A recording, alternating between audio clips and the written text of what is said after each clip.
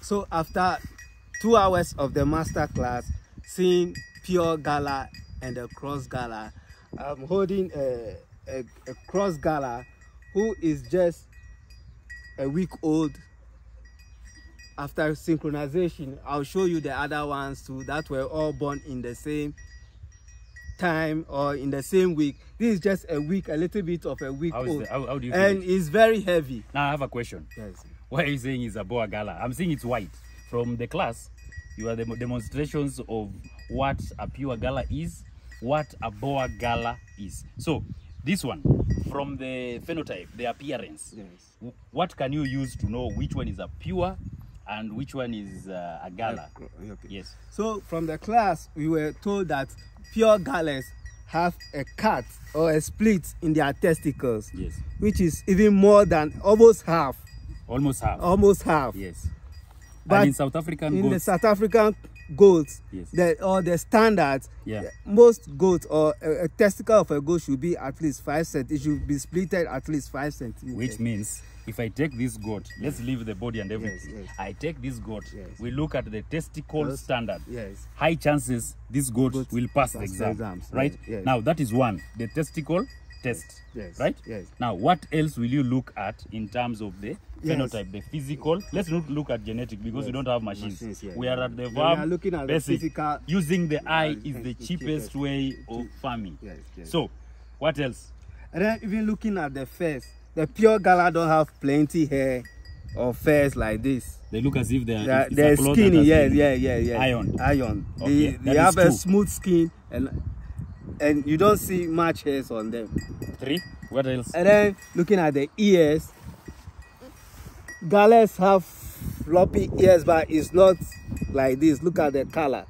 Okay. Gallas are white. Pure white. Pure white, yeah, pure white. You Although don't see, not all, not all Gallas Gallas are pure white. Pure white, yeah. But there are only 2 types of Gallas.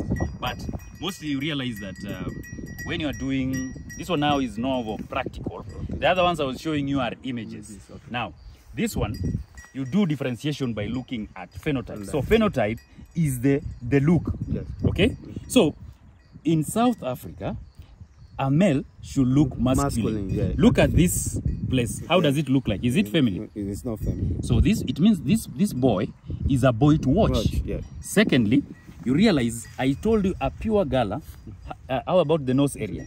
It has some a little bit blackish. Okay. Yes. So you realize a crossbreed, it will not be too dark. The pigmentation aspect changes, yes, but the nose area. Always, why? Yes. This is an F1. Yes. F1 meaning it is first generation. So it is taking adaptability aspects from the mother, who is a Galla, a local goat. And you remember my expression, there is nothing like a bad goat. No.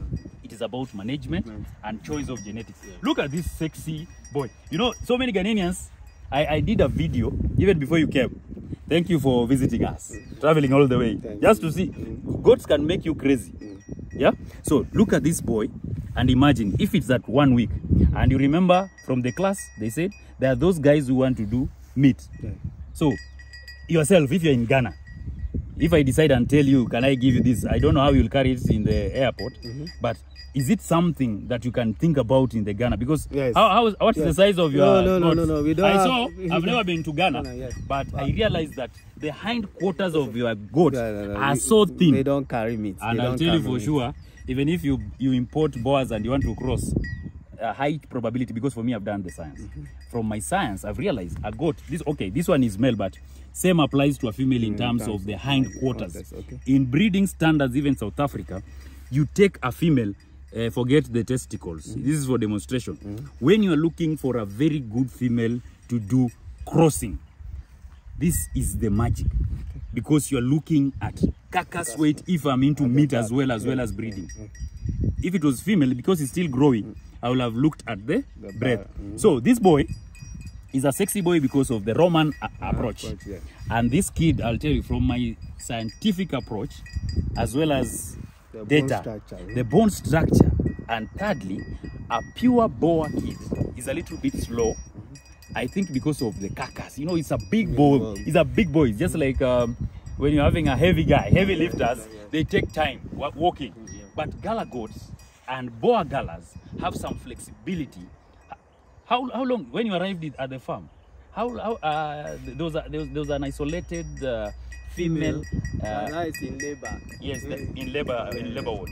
How long did it take? I say probably like 2 hours. 2 hours. 2 hours. So 2 hours. How about the kid itself to stand and circle itself? Just like 40 minutes. The kid is while you were watching, did anyone assist? No, no one touched it. I was here throughout from birth. Yes.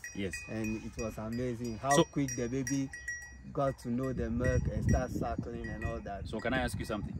How do you rank mothering ability of a Galla female?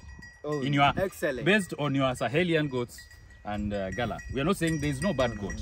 We are looking at genetic improvement. Yes. So if you, I know you are a breeder of red Kalahari, you do importation in Ghana. But now, I just wanted to show you what is happening in Kenya, because you see, Africa is a big family. So you have just, let's assume you have just taken a stroll from Ghana to Kenya.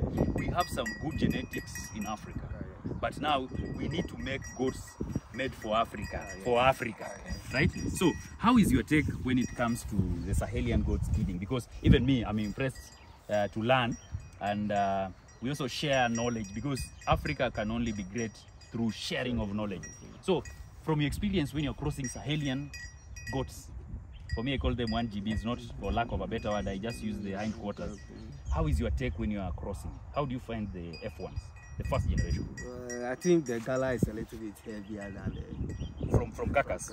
So it means selective breeding can make some good formulations, because the UAE market mostly, from all the inquiries and guys, they look for the Kakas, but they only love Galla goats. They don't know about BoerGalla, because no one asks. He says the Somali goats, but the moment you do this science, this is more of a Kakas breed. So if you want to do UAE market, so if I were you go for Galla. Why Galla? Because it can give you the weight as a mother, right? And then the mother. How about the male now? How's the game? How is the genetic improvement? For me, I want you to give the aspect from, you are doing red Kalahari from South Africa. Are they registered or not registered? They are registered.